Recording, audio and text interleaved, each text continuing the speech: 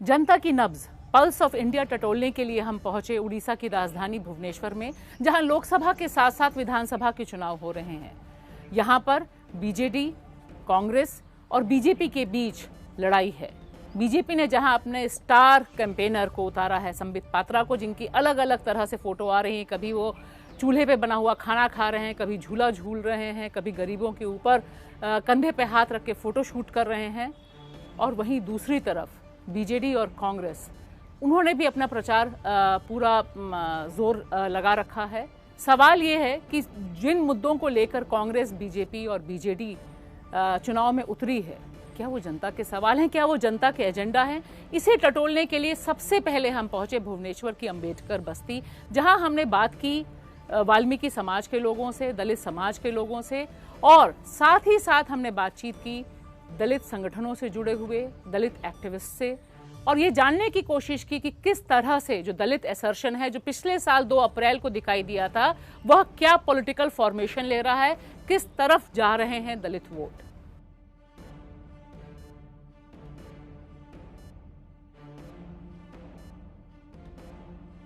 Doctor B R. Ambedkar ने जो संविधान के जो रूल क्या किए थे, उस रूल से बहुत कुछ काटछाटा हो गया है।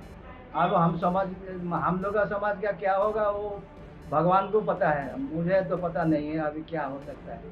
हमारा समाज का कल्याण होना तो जरूरी था, मगर सब तो बोलते हैं जो हमारा समाज के लिए कुछ करेंगे, मगर आज तक हमारा समाज के लिए कोई उतना काम नहीं कर पाते हैं। बोलते मुंह में बहुत कुछ, चुनाव के आगे तो बहुत कुछ बोलते हैं, फिर भी हम लोग के लिए कोई काम नहीं करने पाते।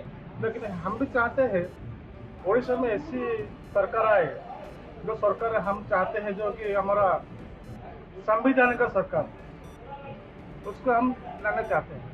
हमारा हरिजन आदिवासी को जो संभाल सकते हैं, उनको चाहिए। वो आरएसएस का जो बोलबाला अभी चल रहा है, आरएसएस के चलते जो आरएसएस का जो हिडन एजेंडा है, वो हिडन एजेंडा को दिशा में वो काम कर रहा है। ये बात उड़ीसा में ऑलरेडी सबके दिलो दिमाग पर छाया हुआ है, कारण जो सोशल मूवमेंट चलते हैं, सोशल लीडर लोगों ने इसके बारे में बताया, लोगों को ऑलरेडी बता चुके हैं, सारे के सारे लोगों के मन में है जी ये आरएसएस का ही सरकार है। और जितना काम किया हुआ है आप 4.5 सालों में, जिससे हक अधिकार वो हड़प किया हुआ है। आप देखिए सबसे ज़्यादा है जो आपका SC/ST लड़के लोगों का, बच्चे लोगों का जो हायर एजुकेशन में जो उनको मिल रहा था, स्टाइपेंड मिल रहा था, उसको सेंट्रल गवर्नमेंट ने 10% देकर स्टेट को कर दिया कि आपको 90% देना है, हम लोग 10% देंगे। और जितना स्कीम भी वेलफेयर स्कीम था, उसको सारी के सारी घटा दिया।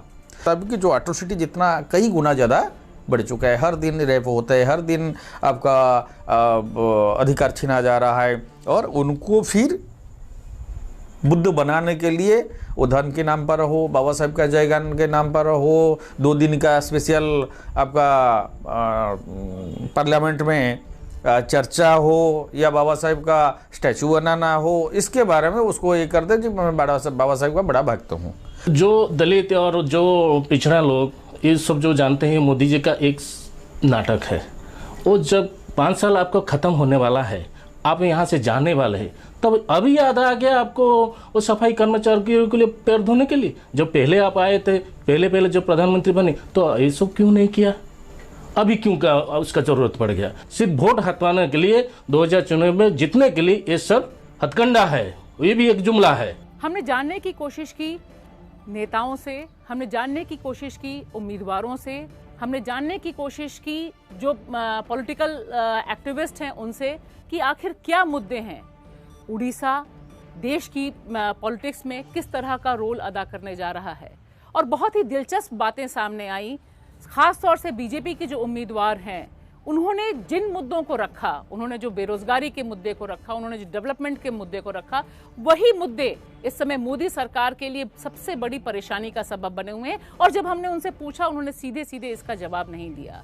यानी इस समय जो जमीन पर पॉलिटिक्स हो रही है और जो जनता का एजेंडा है, दोनों के बीच में जो कनेक्ट है वो किस तरह का है। लेकिन एक बात बहुत साफ सामने आ रही है कि इस समय देश की जनता और देश की जनता के जो सवाल हैं, उन्हें निगेट करना किसी भी पॉलिटिकल पार्टी के लिए संभव नहीं हो पा रहा है। I challenge the governance model of the present state government. The basic governance model I'm challenging. It is based on quick fix solutions. It is complete ad hocism, and it is voter appeasement policy all through.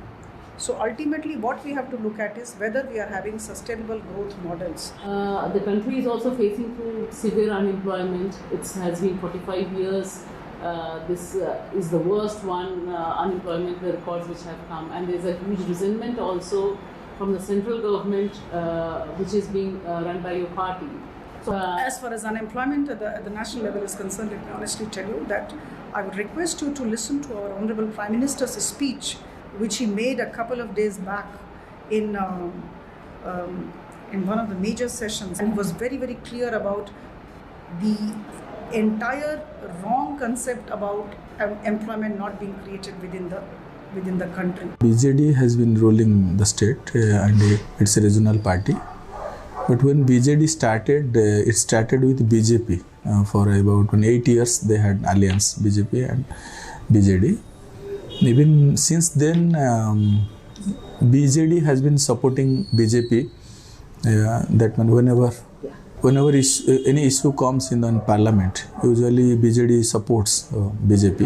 We have huge landlessness in Orissa among the Dalits. The government himself has also admitted that around 80% of the Dalit population and Adivasi population, they don't have land. Even this and homestead land. So even this, when Forest Right Act, government has also not successfully been implemented. Though Dalit and Adivasi in the state, they constitute about 40% of the total population. Still they are poor. They have been neglected. Many of the constitutional provisions and programs are not being properly implemented for them.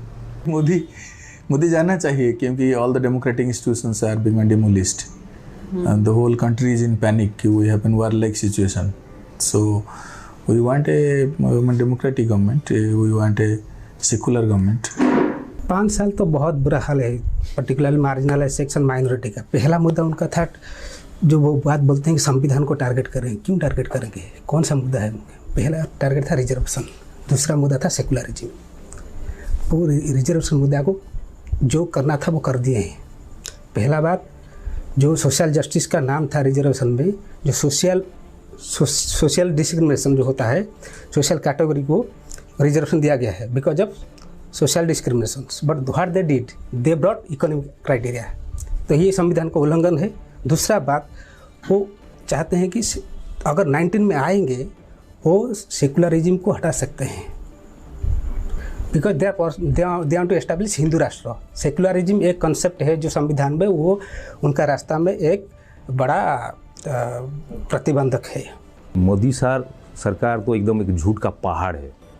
झूठ जाता रहेगा मोदी, अगर मोदी साहब आते रहेंगे झूठ भी छुप जाएगा शर्म से। अभी यहाँ नौकरी नहीं है, रोजगार नहीं है।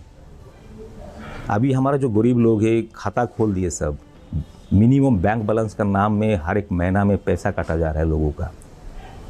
मोदी सरकार भी सिर्फ दिखावा कर रहे हैं, ढोंग कर रहे हैं। ये उड़ीसा के लिए कुछ नहीं किए हैं।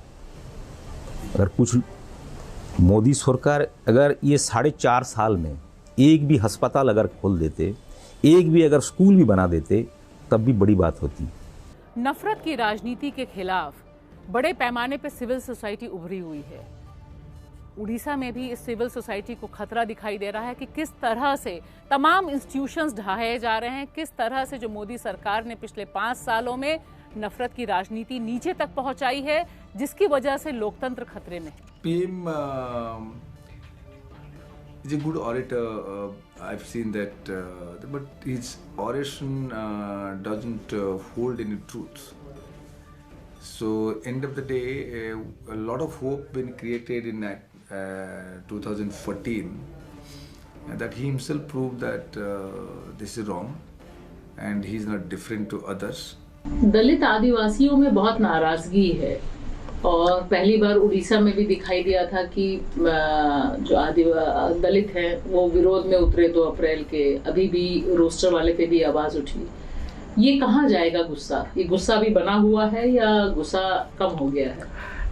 और देखिए दलित आदिवासी जो कि मतलब डिफरेंट जो पॉलिटिकल जो एक्टिविटी चल रहा है उसमें लोगों का गुस्सा है, लेकिन बहुत अभी भी वैसा है कि लाइक आप अगर देखिए बीजेडी एक ऐसा पार्टी है उड़ीसा में जिसका वोट शेयर बहुत ज़्यादा है एज कम्पेयर टू कांग्रेस और बीजेपी।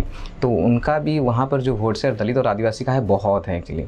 ठीक है, अब अगर आप देखिए साउथ उड़ीसा देख लीजिए या वेस्टर्न उड़ीसा देख लीजिए या ईस्ट उड़ीसा भी देख लीजिए, तो आदिवासी और जो दलित जो लोग हैं उनका शेयर मतलब वोट शेयर बहुत है वहाँ पर।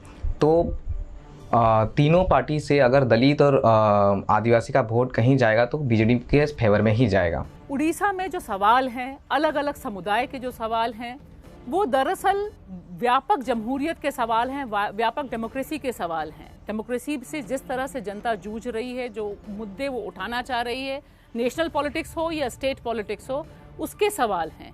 इन सवालों से कैसे लोग वोट में तब्दील होंगे, वोटों में क्या रिप्रेजेंटेशन होगा, यह तो समय ही बताएगा। लेकिन आज की तारीख में कम से कम ये तो कहा जा सकता है कि नवीन पटनायक की जमीन पर पकड़ बनी हुई है और लगातार जो उन्होंने चुनाव से ठीक पहले कुछ घोषणाएं की हैं, उनको लेकर नवीन बाबू को एक बढ़त मिली हुई है। बाकी पार्टियां कोशिश कर रही हैं। बीजेपी का जो पूरा प्रचार का एजेंडा है उसे लेकर हंसी मजाक भी चल रहा है, लेकिन वहीं ये भी दिखाई दिया कि युवकों में जो बीजेपी की पूरी कोशिश थी कि एंटी पाकिस्तान सेंटिमेंट पैदा किया जाए, नफरत का माहौल पैदा किया जाए, वह व्हाट्सएप यूनिवर्सिटीज़ के जरिए नीचे तक पहुंचा है और लोग उस पर बातचीत कर रहे हैं। इसी सीरीज़ के तहत अगली बार हम फिर आपसे मुलाकात करेंगे। तब तक देखते रहिए